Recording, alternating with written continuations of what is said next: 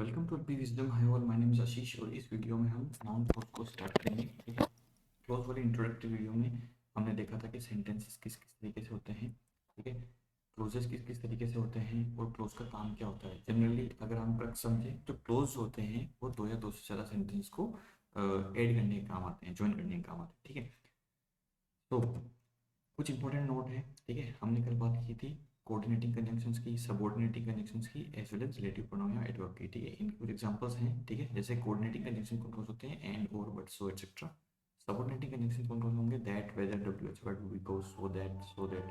ये नेक्स्ट बार so that है, वो क्या है कि सेंटेंस के अंदर सो पहले आ रहा है, फिर सब सेंटेंस का मैटर है, उसके बाद दैट है। ठीक है, ऐसे ही इफ, दो, मोर देन, जैसे मोर पहले आ गया, फिर सेंटेंस के कुछ मैटर है, उसके बाद देन आया है। ठीक है, रिलेटिव प्रोनाउन के कुछ एग्जांपल्स जैसे who, whose, whom, which, that, when, where, why, etcetera. ठीक है, तो कंजंक्शन ऐसे एक पूरा टॉपिक है, लेकिन आपको कंजंक्शन और क्लोज में थोड़ा सा डिफरेंस ये होता है कि कंजंक्शन ऐसे उनके सिर्फ और सिर्फ स्पेसिफिक वर्ड होते हैं। For example, not only but also, ये क्या है, कंजंक्शन है। ठीक है, ये अपने आप में स्पेसिफिक वर्ड है, लेकिन जब कंजंक्शन के वर्ड्स और वर्ब एक साथ मिलती है तो वो क्या बनाते हैं, पूरा का पूरा एक क्लोज बनाते हैं। ठीक है, क्लोज में आप ध्यान रखिएगा, कंजंक्शन भी होगा, सब्जेक्ट भी होगा, हो सकता है ऑब्जेक्ट भी हो जाए। ठीक है, और वर्ब की होगी, तो वर्ब के ऊपर डिपेंडेंट हमें कंजंक्शन कौन सा यूज करना है वो हमें डिटरमाइन पूरा क्या बताएगा, एक क्लोज बनाएगा। ठीक है, सो स्टार्ट करेंगे नाउन क्लोज।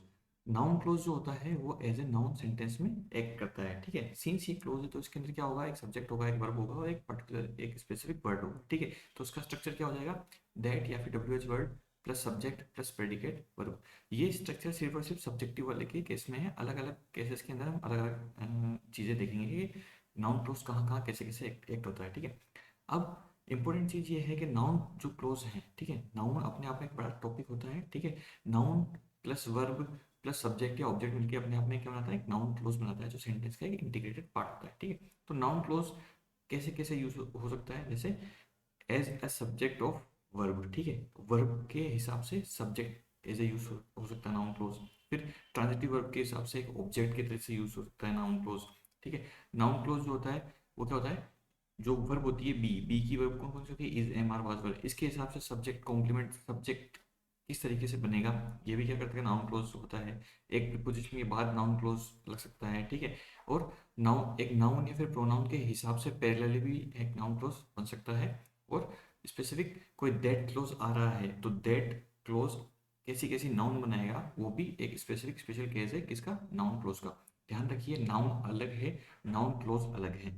नाउन क्लोज जो है उसमें सब्जेक्ट प्लस वर्ब प्लस एक स्पेसिफिक वर्ड होगा। ठीक है, वो पूरा मिलकर एक इंटीग्रेटेड पार्ट ऑफ सेंटेंस बनेगा। ठीक है, तो वो एक नाउन क्लोज होगा। और जबकि नाउन जो होती है हमें पता ही है क्या, name, matter, in all that सारी सारी नाउन्स होती है। ठीक है, तो अभी ये जो छह पार्ट है हम नाउन क्लोज को इन छह पार्ट के हिसाब से पढ़ेंगे। ठीक है, और सीधा हम एग्जाम्पल देखेंगे।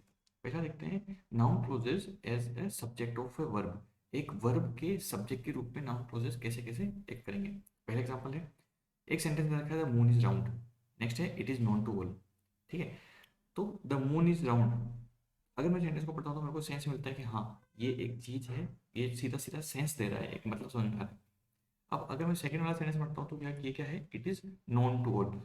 अब ठीक है, it is known to all ये सबको पता है, लेकिन क्या पता है, ठीक है, ये हमें नहीं पता। तो ये क्या है, डिपेंडेंट क्लोज है। और द मून इज राउंड क्या है, इंडिपेंडेंट क्लोज है। ठीक है, अब आपको देखा होगा कि या तो ज्वाइन करो या फिर कुछ भी करो। ठीक है, क्वेश्चंस नहीं दे दे रखे होंगे आपको, मेनली ये स्पॉट द एरर में आएंगे। और अगर बोर्ड एग्जाम है तो वहाँ पे आपको आ जाएगा कि दैट, वेदर किससे ज्वाइन होगा। ठीक है, वो आपको कंजंक्शन और प्रीपोजिशन जब आप प्रैक्टिस करोगे उससे क्लियर होगा। तो यहाँ पर मैं स्पेसिफिक सीधा सा सॉल्यूशन के रूप में लेके आया हूँ कि इसको हम क्या करेंगे, दैट से ज्वाइन करेंगे। ठीक है, so that the moon is round is known to all, इन दोनों को मैंने, दोनों इंडिपेंडेंट सेंटेंस को मैंने मिक्स करके एक सेंटेंस बना दिया। ठीक है, और जब ये एक सेंटेंस बना है पूरा, तो इसमें क्या है, that the moon is round, ये जो है ये पूरा का पूरा क्या है, एक नाउन क्लोज है।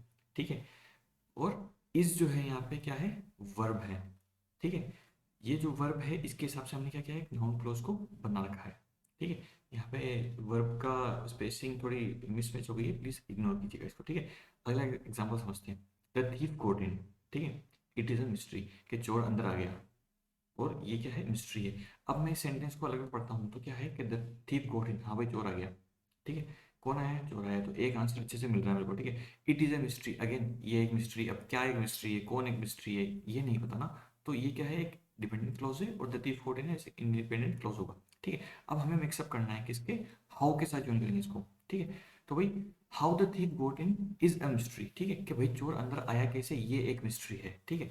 तो हमने क्या किया, how the thief got in अपने आप में क्या बन गया, एक पूरा नाउन क्लोज हो गया, ठीक है। इसके अंदर सब्जेक्ट है, इसके अंदर स्पेसिफिक वर्ड है, और इसकी स्पेसिफिक एक कैरेक्टरिस्टिक्स है, दैट इज गोट इन, ठीक है, ये अंदर आ गया। इस यहाँ पे क्या है, एक वर्ब है, तो इस वर्ब के हिसाब से हमने एक सब्जेक्ट का नाउन क्लोज लिया है, ठीक है।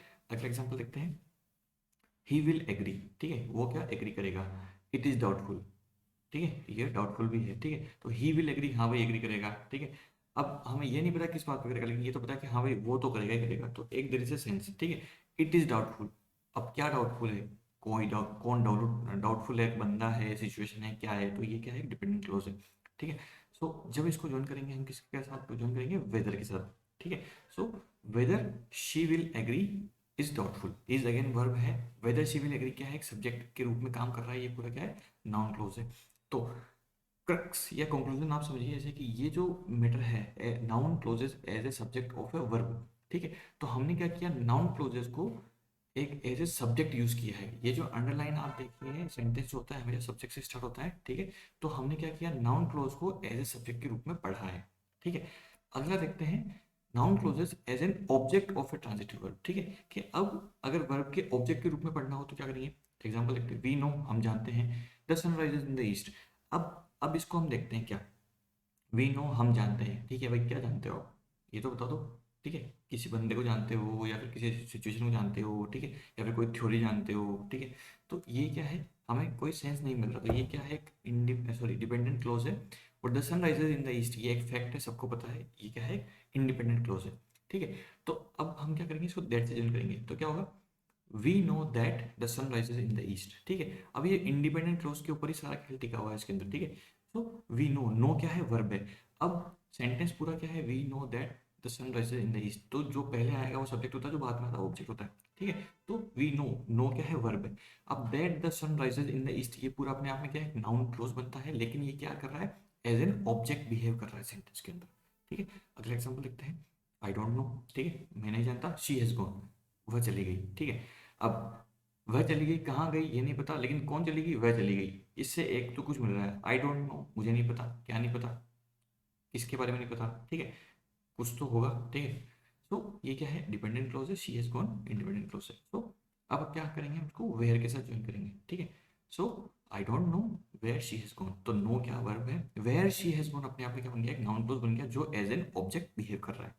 इसको और समझने के लिए लास्ट एग्जांपल देखिए, I forgot fill in the blanks. अब इसके अंदर आएगा आपके हु, हुज, हुम, क्या आएगा यहाँ पे, टोल्ड मी दिस, ठीक है। तो मैं भूल गया कि भाई यहाँ बीच में क्या आएगा, हु, हुज, हुम, टोल्ड मी दिस, मुझे ये किसने बताया, ठीक है। तो इसका क्या होता है, आई फॉरगॉट, फॉरगॉट एक वर्ब है, हु टोल्ड मी दिस अपने आप में क्या है, नाउन क्लोज बन रहा है, ठीक है। तो ये एज एन ऑब्जेक्ट बिहेव कर रहा है, ठीक है। तो कंक्लूजन इज दैट अगेन, कि भाई जो नाउन क्लोजेस हैं उसके अंदर आपका सब्जेक्ट होगा, एक स्पेसिफिक वर्ड होगा, ठीक है, वो सबऑर्डिनेटिंग कनेक्शन भी हो सकता है, और कोऑर्डिनेटिंग कनेक्शन भी हो सकता है, रिलेटिव प्रोनाउन भी हो सकता है, ठीक है।